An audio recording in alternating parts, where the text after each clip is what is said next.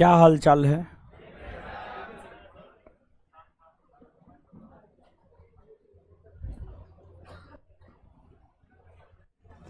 चलिए, तो बारिश हो रहा है ना? अच्छा, बारिश का मौसम है? नहीं है, नहीं है। बारिश का मौसम ना है अभी। जून के प्रथम सप्ताह। हाँ, ठीक है। हाँ, फिर भी बारिश हो रहा है, होने दीजिए, ठीक है। चलिए, तो पढ़ाना प्रारंभ कर दिए थे। भारत की प्राकृतिक वनस्पति, भारत की प्राकृतिक वनस्पति, ठीक है। अब गुरुजी लोग आइएगा, थोड़ा देखिएगा, समझिएगा। और सबसे पहले इसको 1 मिनट में रिवीजन कर लेते हैं, कल का है, ठीक है। देख लीजिएगा, ठीके रहेगा, नहीं देखिएगा तब पर भी ठीके रहेगा, समझे? देख लीजिए। लवणीय मृदा में किन किन तत्वों की अधिकता हो? Magnesium, sodium, potassium. लवणीय मृदा का विस्तार किन किन क्षेत्रों में? किस पदार्थ का प्रयोग कर लवणीय मृदा को कृषि हो? पंजाब एवं हरियाणा में लवणीय मृदा के विस्तार के क्या कारण? अतिरेक। पंजाब तथा हरियाणा में लवणीय मृदा को स्थानीय स्तर पर किस नाम से जाना? रेह, ऊसर, कल्लर। लवणीय मृदा में उगाए जाने वाले प्रमुख फसल? धान, गन्ना, अमरूद। पीट एवं जैव मृदा का निर्माण कैसे होता है? नदियों के द्वारा बहाकर लाए गए अवसादों के भराव से डेल्टाई क्षेत्र में होता है। पीट एवं जैव मृदा का स्वभाव कैसी का हुआ हो? बोर्ड कट गया था क्या? हो गया, ठीक है।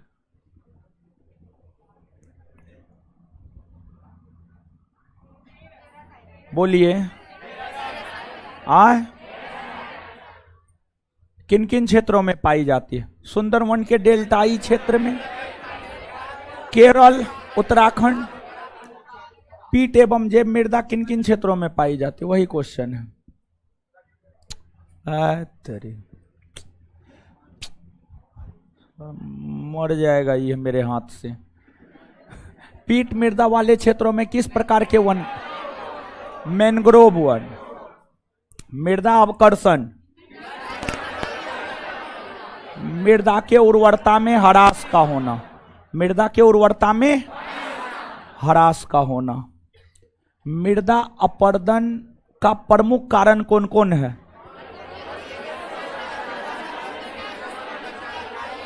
अत्यधिक पशुचारण, झूम कृषि, जलीय अपरदन, वायु अपरदन। मृदा अपरदन कितने चरणों में? क्रमवार तरीका। सबसे पहले बूंद, दूसरा परत, तीसरा रील, चौथा अवनालिका, पांचवा धारा। अवनालिका चरण में किसका निर्माण होता है? गड्ढा। अवनालिका अपरदन से प्रभावित क्षेत्र कौन कौन है? यमुना चंबल दोआब क्षेत्र, ठीक है। इसके बाद जो है पंजाब, छोटा नागपुर का पठार।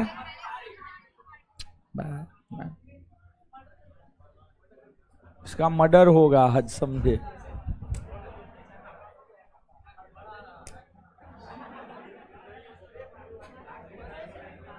मृदा अपरदन से बचने के उपाय? वृक्षारोपण, पशुचारण पर रोक, झूम कृषि पर रोक। पर्यावरणीय संतुलन बनाने के लिए कितने प्रतिशत भूभाग? 33 ना। स्वतंत्र भारत की प्रथम वन नीति 1900। राष्ट्रीय वन नीति में प्रथम 1900। अरे ये रहेगा तो ये जो है ना, बोर्ड काम नहीं करता है। तरीके ही बारिशों का होना गड़बड़े है। भारत में सबसे ज्यादा वन, सबसे कम वन? हरियाणा ना, किधर चले गए अभी?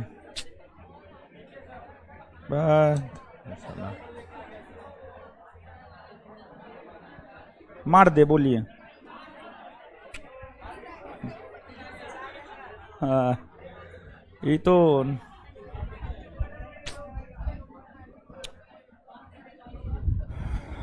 चलिए अब सुनिए, समझिएगा। वनस्पति, वनस्पति कई प्रकार के होते हैं। वनस्पति कई प्रकार के होते हैं। देखिए, चीजों को समझिएगा आप।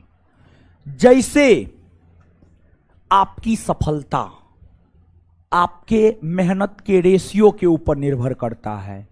अगर आप 8 घंटा पढ़ते हैं जल्दी सफल हो जाइएगा, 6 घंटा पढ़ते हैं थोड़ा लेट लगेगा, 4 घंटा पढ़ते थोड़ा और लेट लगेगा, 2 घंटा पढ़ते हैं थोड़ा और लेट लगेगा, नहीं पढ़ते हैं होगा ही।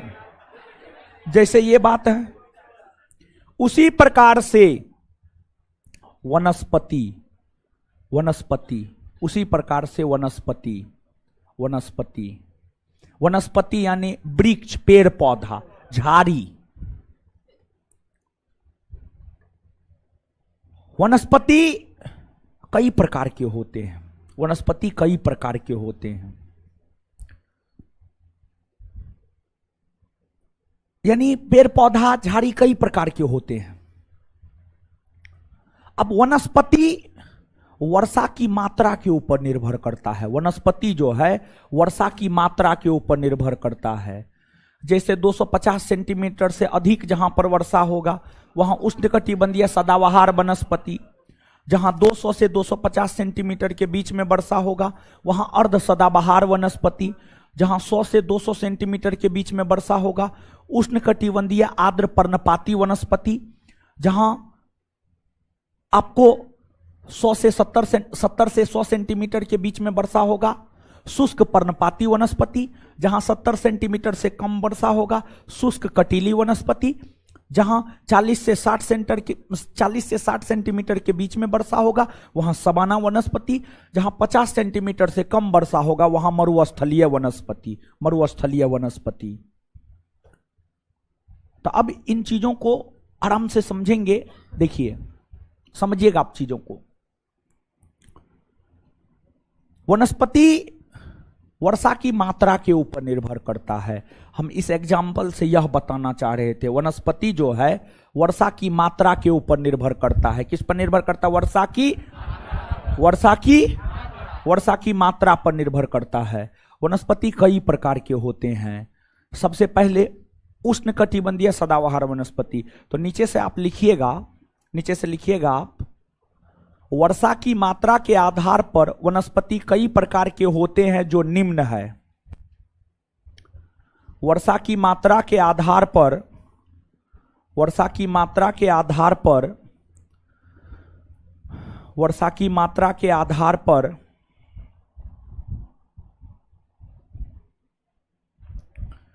वर्षा की मात्रा के आधार पर, वर्षा की मात्रा के आधार पर वनस्पति कई प्रकार के होते हैं जो निम्न है।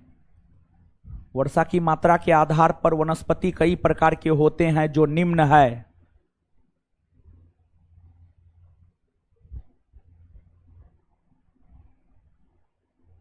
अब एक नंबर में हेडिंग मारिएगा उष्णकटिबंधीय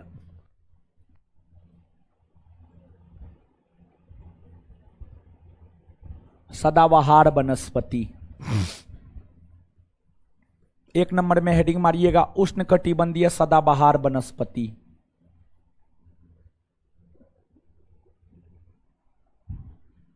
उष्णकटिबंधीय सदाबहार वनस्पति। चलिए गुरुजी लोग अब आइएगा, ठीक है, आ जाइए। आ गए? हेडिंग मार लिए? हाँ, बढ़िया से मेहंदी लगा लगा के लिखिए, समझिए। है समझिए ना? समझ मत। उष्णकटिबंधीय सदाबहार वनस्पति। भारत के भीतर वैसा भूभाग जहां 250 सेंटीमीटर से अधिक वर्षा होता है, जहां 250 सेंटीमीटर से अधिक वर्षा होता है, सेंटीमीटर से अधिक वर्षा होता है, अधिक वर्षा होता है। भारत का वैसा भूभाग जहां 250 सेंटीमीटर से अधिक वर्षा होता है, वहां जो वनस्पति पाई जाती है उसी वनस्पति को उष्णकटिबंधीय सदाबहार वनस्पति कहा जाता है। अब भारत में कहां 250 सेंटीमीटर से अधिक वर्षा होती है? अगर आप भारत की बात करेंगे तो भारत में जो पश्चिमी घाट पर्वत श्रेणी है, यहां पर 250 सेंटीमीटर से अधिक वर्षा होता है। जो उत्तरी पूर्वी भारत है, यहां पर 250 सेंटीमीटर से अधिक वर्षा होता है। और जो अंडमान निकोबार द्वीप समूह है, यहां पर 250 सेंटीमीटर से अधिक वर्षा होता है। तो भारत में इन क्षेत्रों में 250 सेंटीमीटर से अधिक वर्षा होता है, तो स्वाभाविक सी बात है इन क्षेत्रों में उष्णकटिबंधीय सदाबहार वनस्पति पाया जाता है। अब आप देखिएगा, इस वनस्पति के जो वृक्ष होते हैं, जो पौधे होते हैं, जो झाड़ियां होती है, वह हमेशा हरा भरा रहता, हमेशा ग्रीन रहता है, हमेशा। जैसे एक एग्जाम्पल के तौर पर समझिएगा, बांस। बांस का नाम आपने सुना है? बांस, बांस जानते हैं? बांस, बांस। एक बात आप बताइए, बांस में जो पत्ती होता है वो हमेशा हरा भरा नहीं रहता है, हरा भरा रहता, हमेशा हरा भरा रहता है।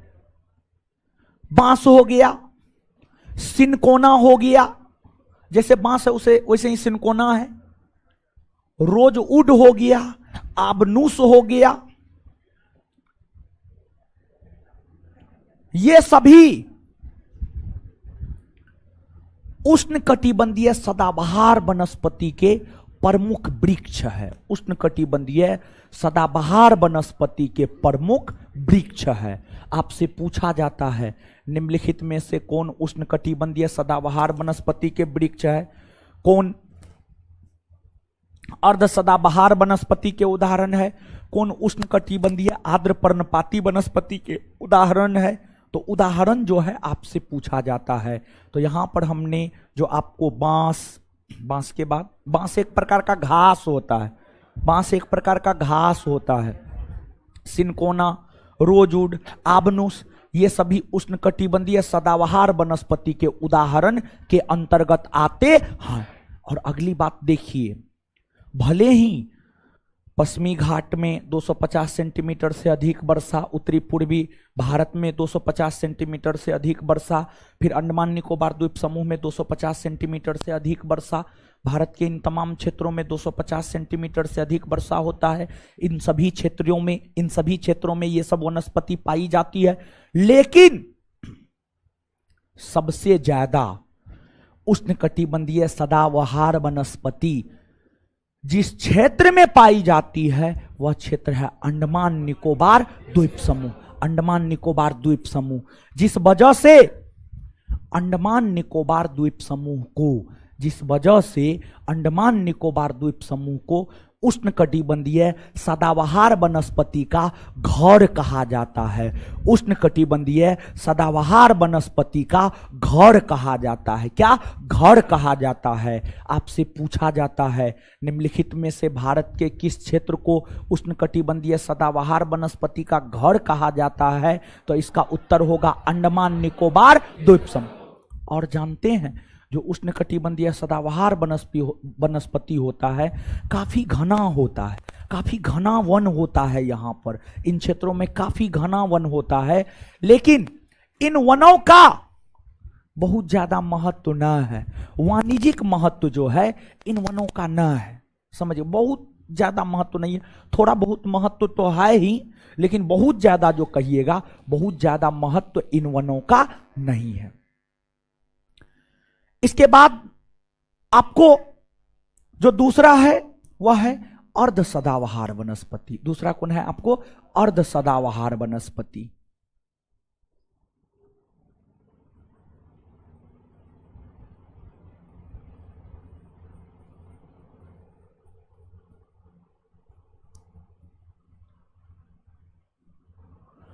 अर्ध सदाबहार वनस्पति समझिएगा, भारत का वैसा क्षेत्र जहां 200 सेंटीमीटर से 250 सेंटीमीटर के बीच में वर्षा होता है, भारत का वैसा क्षेत्र जहां 200 सेंटीमीटर से 250 सेंटीमीटर के बीच में वर्षा होता है, भारत का वैसा क्षेत्र जहां 200 सेंटीमीटर से 250 सेंटीमीटर के बीच में वर्षा होता है, उन क्षेत्रों में जो वनस्पति पाई जाती है उस वनस्पति को ही अर्ध सदाबहार वनस्पति कहा जाता है, अर्ध सदाबहार वनस्पति कहा जाता है। अब अगर आप मानचित्र पर आएंगे तो भारत में अर्ध सदाबहार वनस्पति कहां पाया जाता है?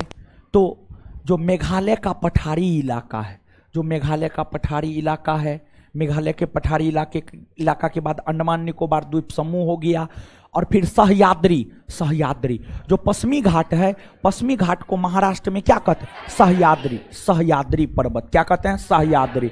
तो जो सह्याद्री का इलाका है, जो अंडमान निकोबार द्वीप समूह का इलाका है, जो मेघालय के पठार का इलाका है, यहाँ पर अर्ध सदाबहार वनस्पति पाया जाता है।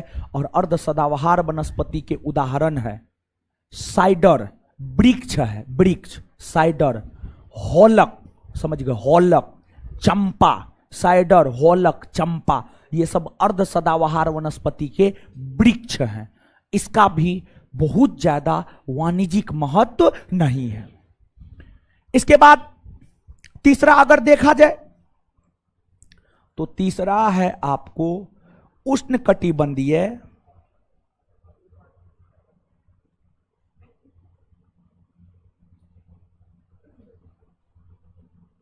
आर्द्र पर्णपाती वनस्पति।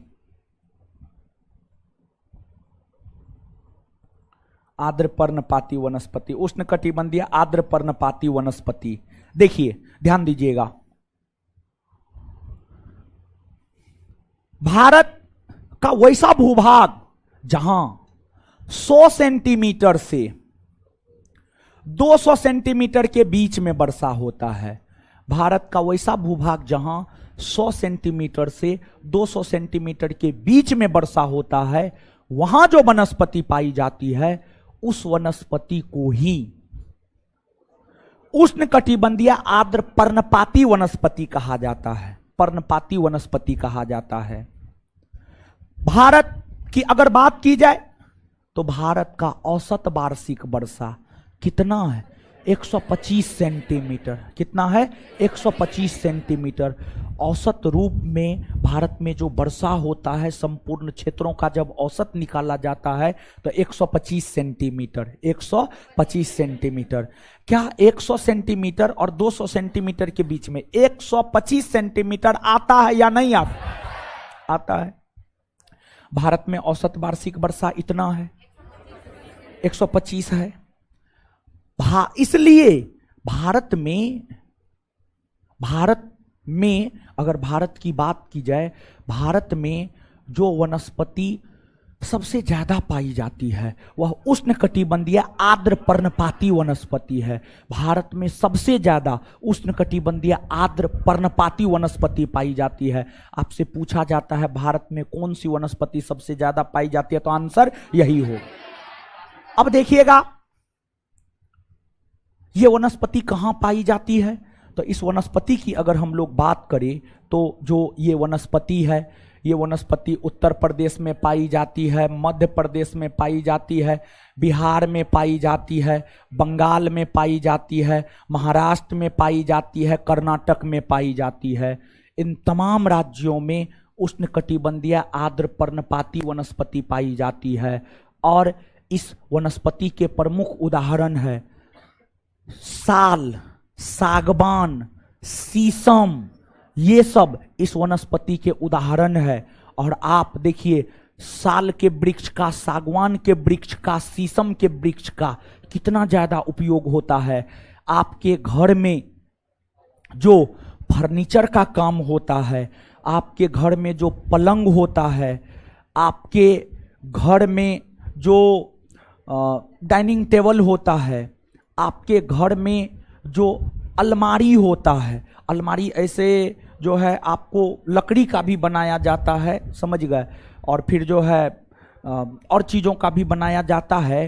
तो जो आपको इस वनस्पति के वृक्ष हैं, इस वनस्पति के वृक्ष हैं, वाणिज्यिक दृष्टिकोण से, व्यापारिक दृष्टिकोण से महत्वपूर्ण है। वाणिज्यिक और व्यापारिक दृष्टिकोण से इस वनस्पति के वृक्ष जो है आपको महत्वपूर्ण होते हैं।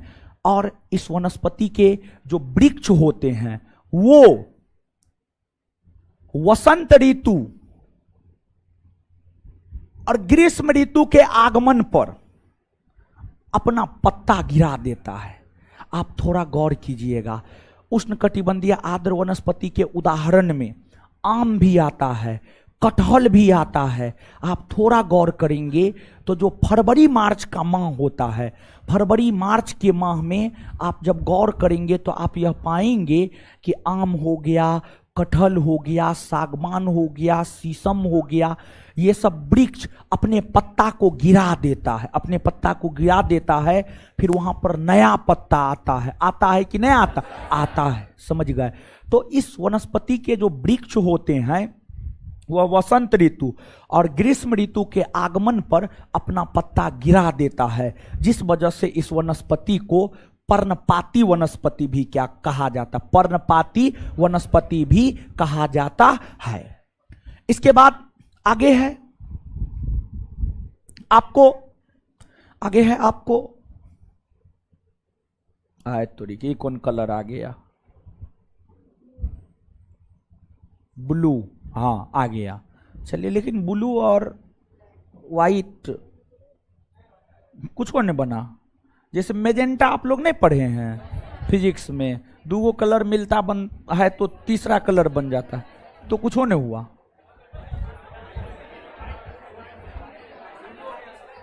हाँ, बैकग्राउंड ब्लैक है इसलिए है।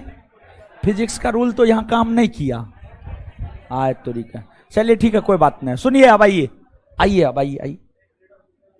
इसके बाद आगे है शुष्क पर्णपाती वनस्पति। आगे कौन है? शुष्क पर्णपाती वनस्पति।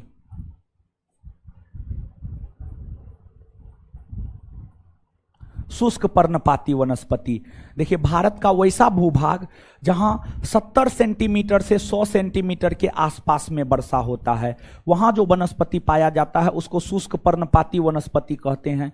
जैसे तेंदू हो गया, बेल हो गया, तेंदू, बेल, पलास, ये सब शुष्क पर्णपाती वनस्पति के उदाहरण है। फिर आपको एक होता है शुष्क कटीली वनस्पति, एक होता है शुष्क कटीली वनस्पति।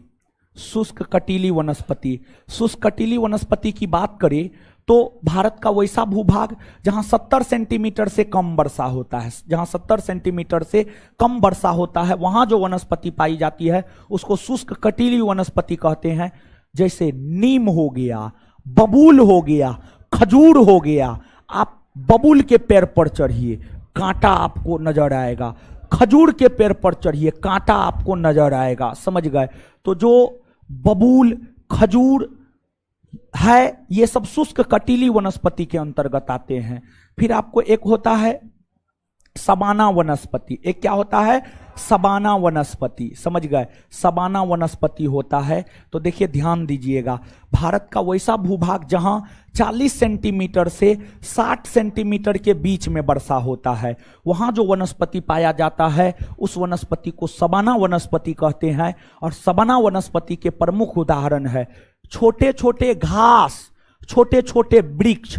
जो छोटा छोटा घास होता है, जैसे गांधी मैदान में जाइएगा जो छोटा छोटा घास आपको मिलता है, जो वृक्ष मिलता है, वह सबाना वनस्पति के उदाहरण है। सबाना वनस्पति के उदाहरण है, समझ गए।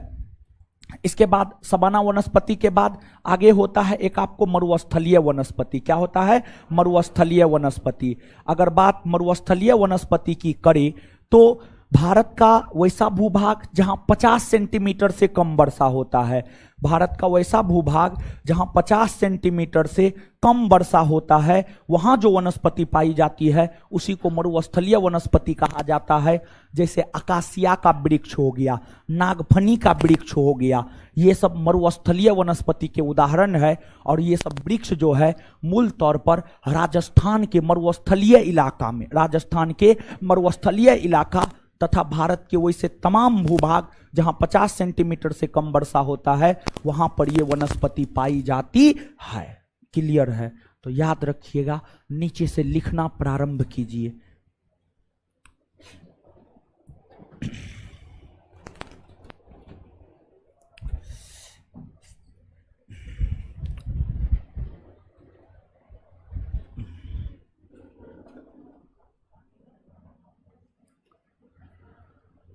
चलिए, एक नंबर में उष्णकटिबंधीय सदाबहार वनस्पति, डैश देकर हेडिंग मारे। चलिए डैश देकर, पीछे में जो हंस हंस के बतिया रहे हैं लिखिए, लिखिए। भारत का वैसा भूभाग, लिखिए डैश देकर, भारत का वैसा भूभाग जहां, भारत का वैसा भूभाग जहां 250 सेंटीमीटर से अधिक वर्षा होती है, भारत का वैसा भूभाग जहां 250 सेंटीमीटर से अधिक वर्षा होती है, भारत का वैसा भूभाग जहां 250 सेंटीमीटर से अधिक वर्षा होता है, वहां पाई जाने वाली वनस्पति को, वहां पाई जाने वाली वनस्पति को, वहां पाई जाने वाली वनस्पति को, वहां पाई जाने वाली वनस्पति को, वहां पाई जाने वाली वनस्पति को, वहां पाई जाने वाली वनस्पति को उष्णकटिबंधीय सदाबहार वनस्पति कहते हैं। उष्णकटिबंधीय सदाबहार वनस्पति कहते हैं। उष्णकटिबंधीय सदाबहार वनस्पति कहते हैं। Full stop. इस वनस्पति के वन सालों भर, उसी में कंटिन्यू, उसी में कंटिन्यू लिखिएगा। इस वनस्पति के वन, इस वनस्पति के वन सालों भर, सालों भर हरे भरे रहते हैं। इस वनस्पति के वन सालों भर हरे भरे रहते हैं। इस वनस्पति के वन सालों भर हरे भरे रहते हैं। इस वनस्पति के वन सालों भर हरे भरे रहते हैं, सालों भर हरे भरे रहते हैं, जिस कारण इसे सदाबहार वनस्पति कहा जाता है, जिस कारण इसे सदाबहार वनस्पति कहा जाता है।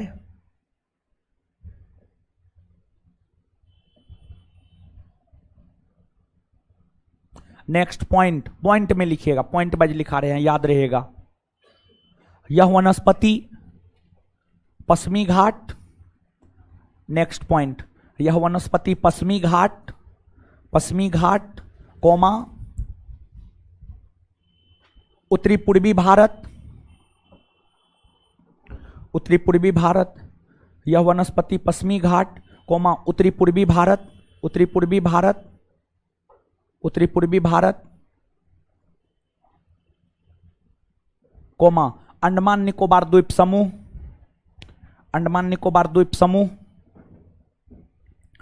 अंडमान निकोबार द्वीप समूह में पाई जाती है, में पाई जाती है, में पाई जाती है, में पाई जाती है, में पाई जाती है।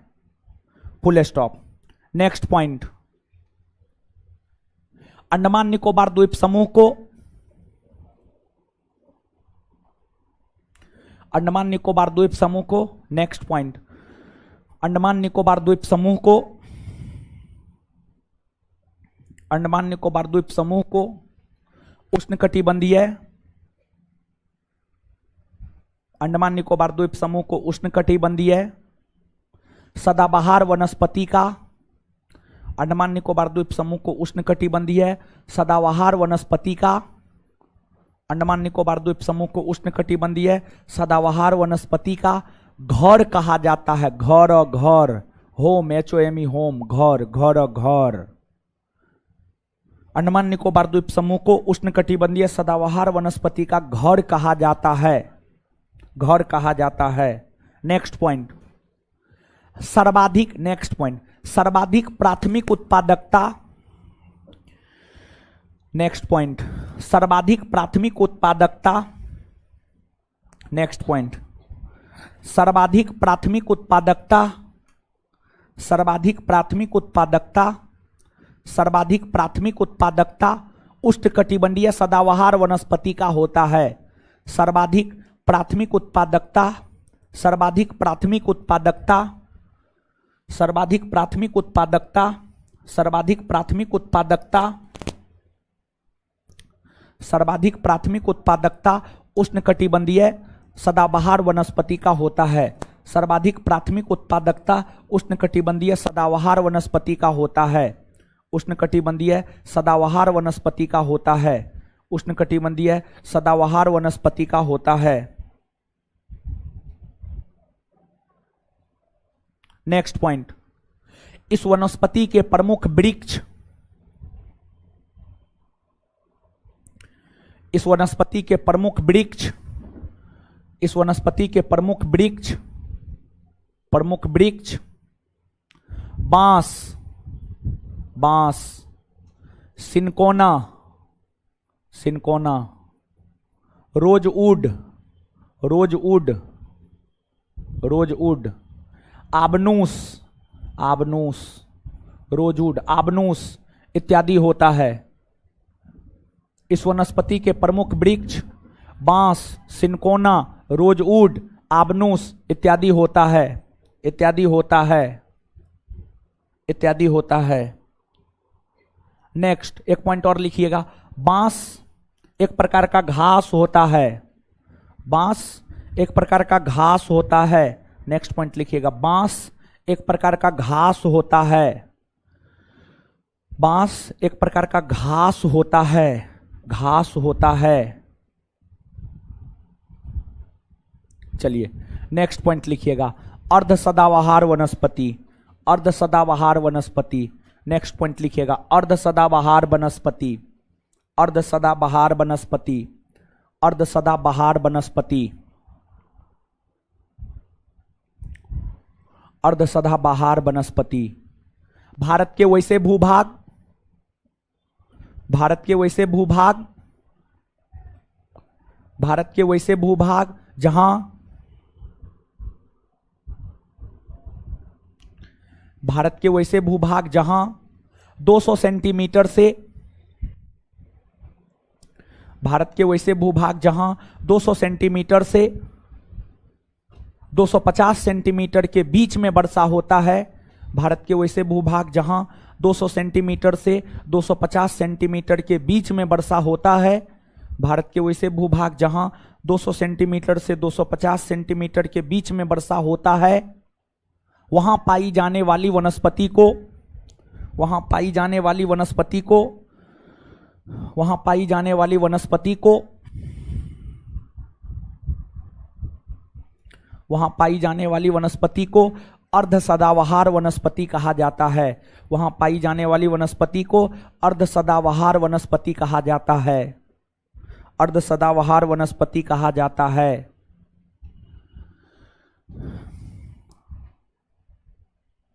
इस वनस्पति के प्रमुख वृक्ष, इस वनस्पति के प्रमुख वृक्ष, प्रमुख वृक्ष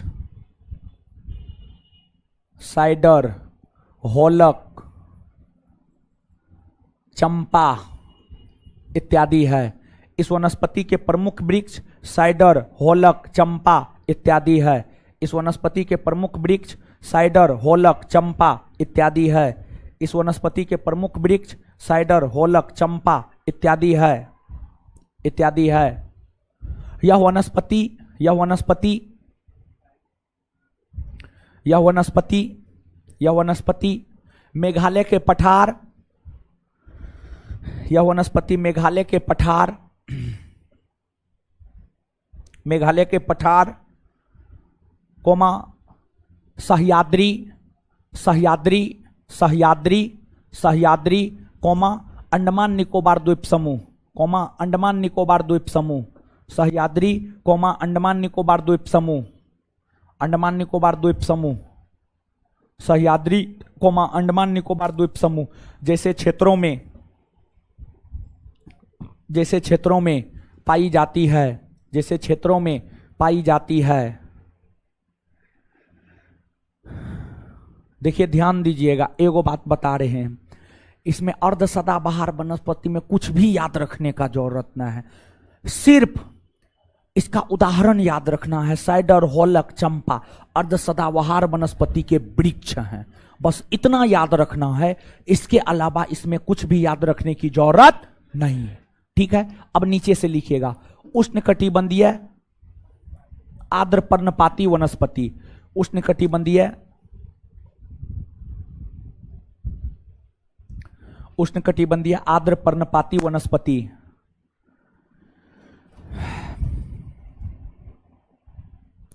उष्णकटिबंधीय आर्द्र पर्णपाती वनस्पति, उष्णकटिबंधीय आर्द्र पर्णपाती वनस्पति, उष्णकटिबंधीय आर्द्र पर्णपाती वनस्पति, उष्णकटिबंधीय आर्द्र पर्णपाती वनस्पति, डैश देकर। भारत का वैसा भूभाग,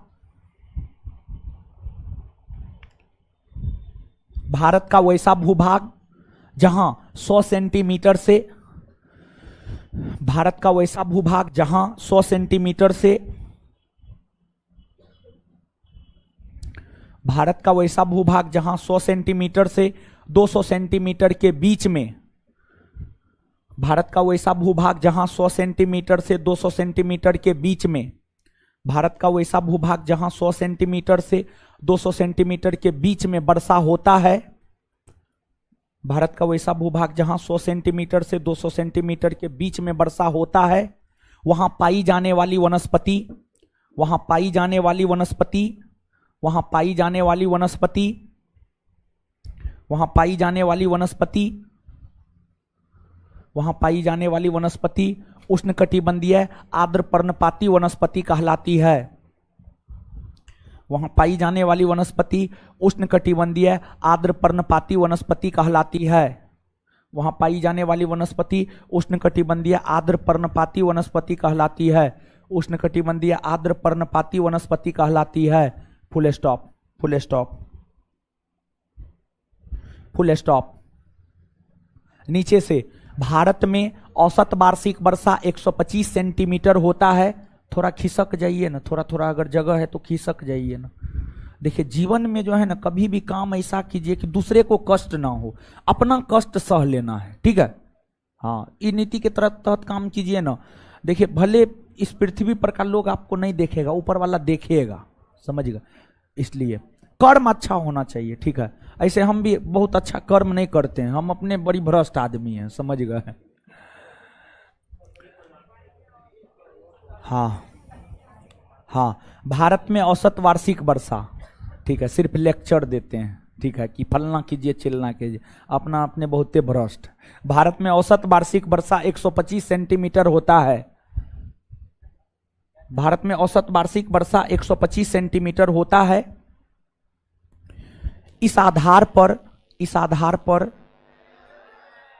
आय तोड़ी के का हो गया,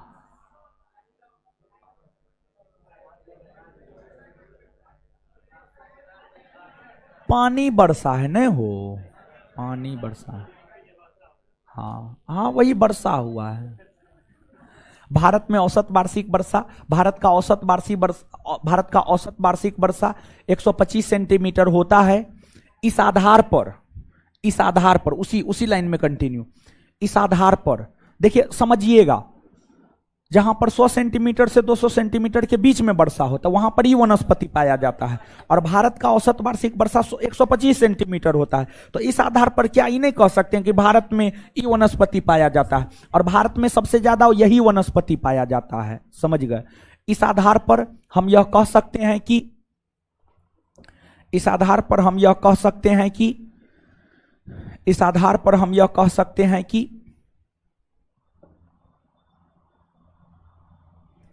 इस आधार पर हम यह कह सकते हैं कि भारत में उष्णकटिबंधीय आर्द्र पर्णपाती वनस्पति होता है। भारत में उष्णकटिबंधीय आर्द्र पर्णपाती वनस्पति होता है। भारत में उष्णकटिबंधीय आर्द्र पर्णपाती वनस्पति होता है। भारत में उष्णकटिबंधीय आर्द्र पर्णपाती वनस्पति होता है। संभवतः उसी लाइन में कंटिन्यू। संभवतः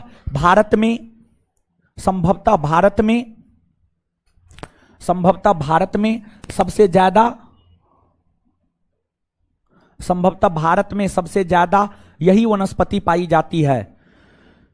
संभवतः भारत में सबसे ज्यादा यही वनस्पति पाई जाती है। संभवतः भारत में सबसे ज्यादा यही वनस्पति पाई जाती है।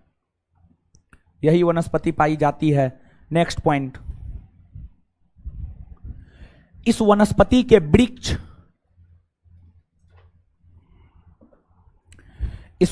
के वृक्ष वाणिज्यिक दृष्टिकोण से इस वनस्पति के वृक्ष वाणिज्यिक दृष्टिकोण से इस वनस्पति के वृक्ष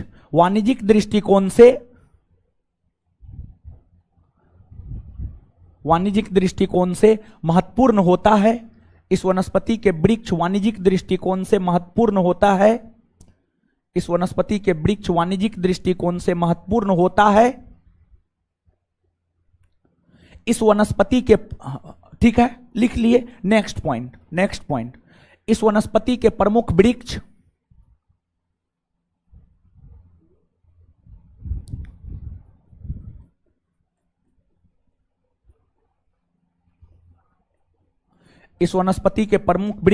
साल, सागवान, शीशम, आम, कटहल इत्यादि है।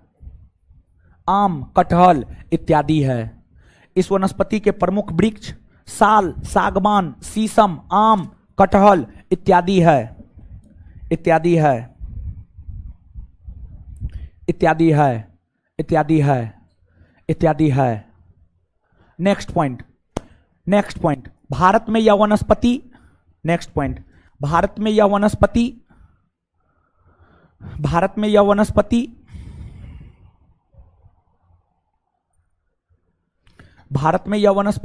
उत्तर प्रदेश, भारत में यह वनस्पति उत्तर प्रदेश, कोमा, मध्य प्रदेश, बिहार, पश्चिम बंगाल। भारत में यह वनस्पति उत्तर प्रदेश, कोमा, मध्य प्रदेश, बिहार, बंगाल, महाराष्ट्र, कर्नाटक जैसे राज्यों में पाई जाती है। महाराष्ट्र, कर्नाटक जैसे राज्यों में पाई जाती है। महाराष्ट्र, कर्नाटक जैसे राज्यों में पाई जाती है। नेक्स्ट पॉइंट,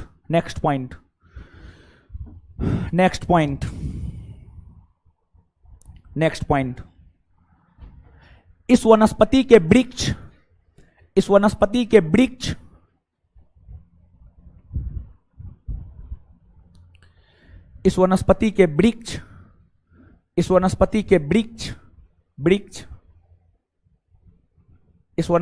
वृक्ष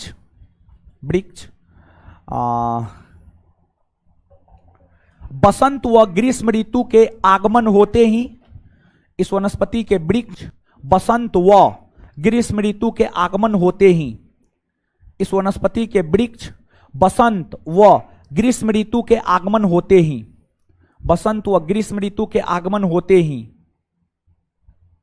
बसंत व ग्रीष्म ऋतु के आगमन होते ही अपना पत्ती गिरा देती है। अपना पत्ती गिरा देती है।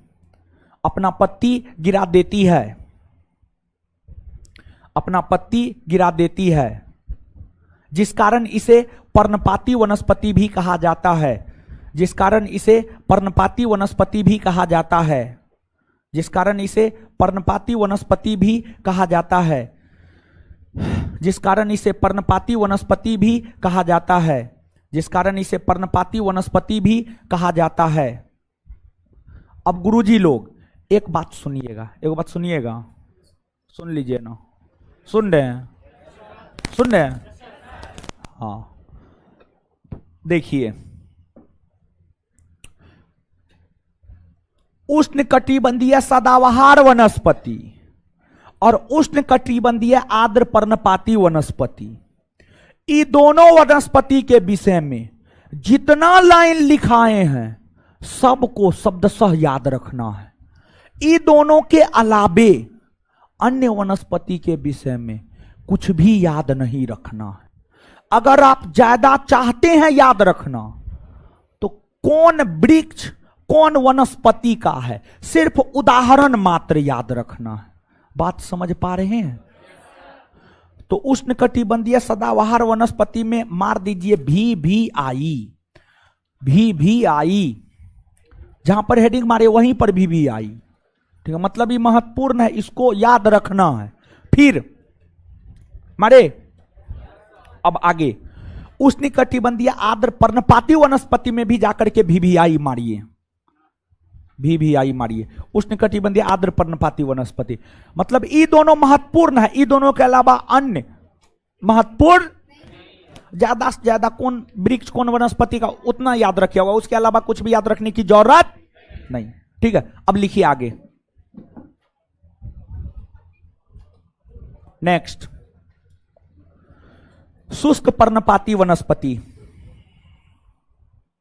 लिखिएगा शुष्क पर्णपाती वनस्पति, शुष्क पर्णपाती वनस्पति, लिखिएगा शुष्क पर्णपाती वनस्पति। भारत का वैसा भूभाग जहां भारत का वैसा भूभाग जहां भारत का वैसा भूभाग जहां भारत का वैसा भूभाग जहां भारत का वैसा भूभाग जहां 70 सेंटीमीटर से 100 सेंटीमीटर के बीच में वर्षा होता है। भारत का वैसा भूभाग जहां 70 सेंटीमीटर से 100 सेंटीमीटर के बीच में वर्षा होता है। भारत का वैसा भूभाग जहां 70 सेंटीमीटर से 100 सेंटीमीटर के बीच में वर्षा होता है, वहां पाई जाने वाली वनस्पति, वहां पाई जाने वाली वनस्पति,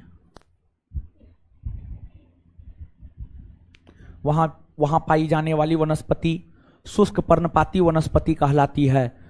वहां पाई जाने वाली वनस्पति शुष्क पर्णपाती वनस्पति कहलाती है। वहां पाई जाने वाली वनस्पति शुष्क पर्णपाती वनस्पति कहलाती है।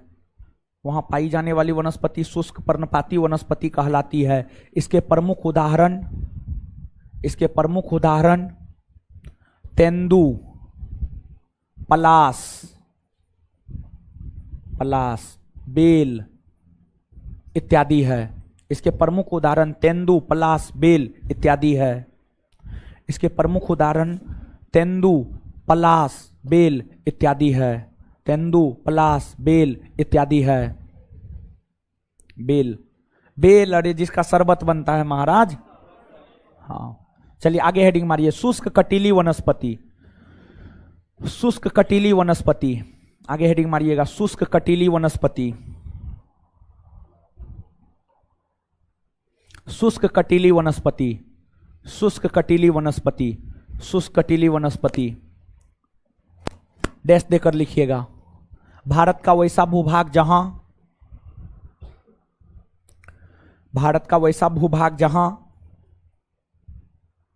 70 सेंटीमीटर से कम वर्षा होता है। भारत का वैसा भूभाग जहां 70 सेंटीमीटर से कम वर्षा होता है। भारत का वैसा भूभाग जहां 70 सेंटीमीटर से कम वर्षा होता है, वहां पाई जाने वाली वनस्पति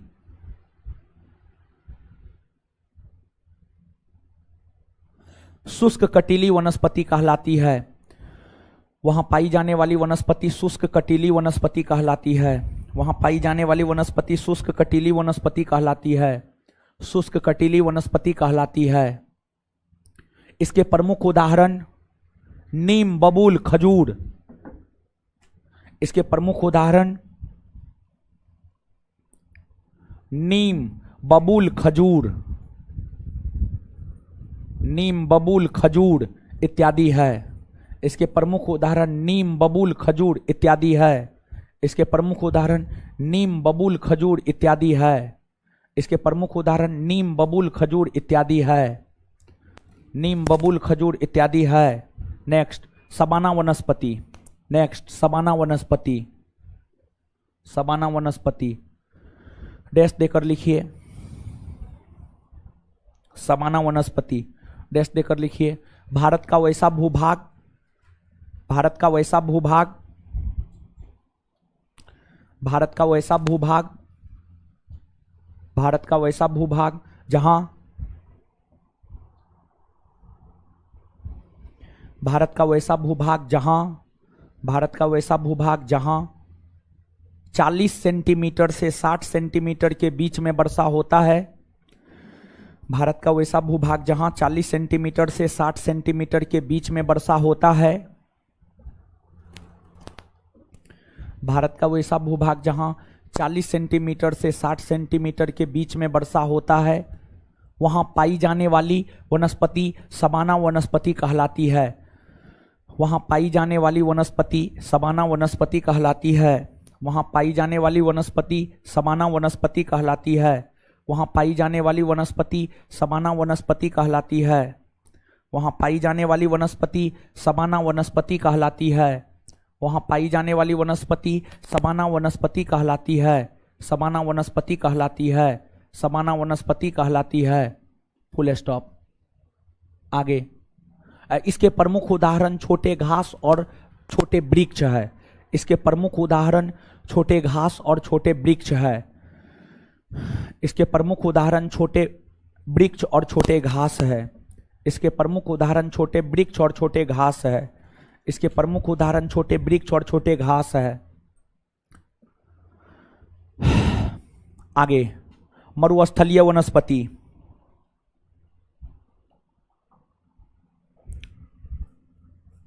मरुस्थलीय वनस्पति डैश देकर लिखिएगा। भारत का वैसा भूभाग जहां,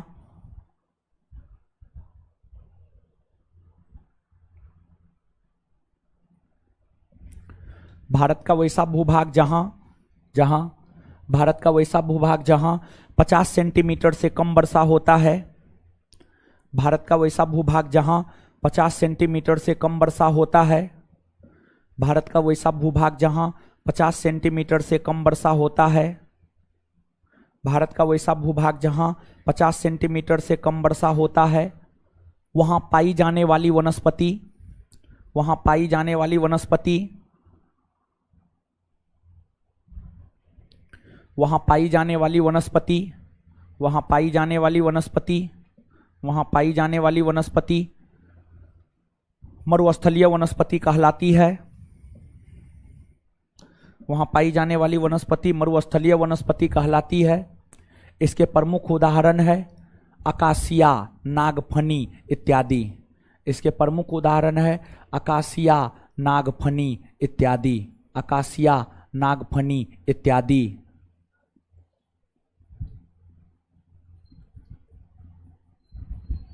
अकासिया, नागफनी इत्यादि। अकासिया, नागफनी इत्यादि। अकासिया, नागफनी इत्यादि। चलिए, जितना बताए थे उतना लिखा दिए हैं। अब गुरुजी लोग इसको क्या करना है, पढ़ना है। पढ़िए तो जल्दी से, पढ़िए जल्दी, पढ़िए जल्दी, जल्दी पढ़िए।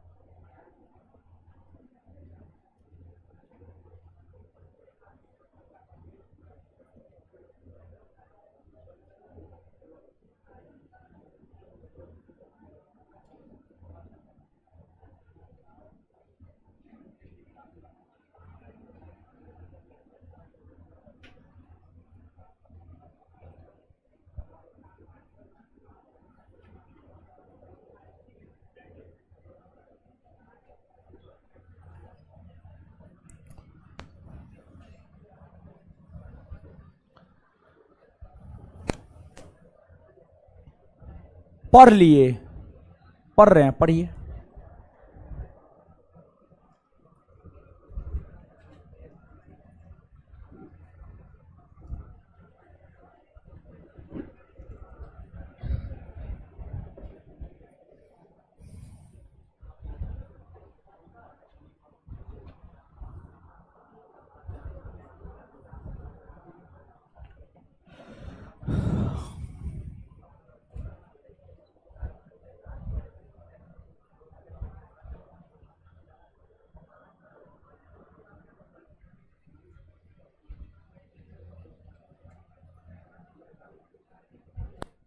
पढ़ लिए, आइए तो याद करते, बोर्ड पे आइए जल्दी से।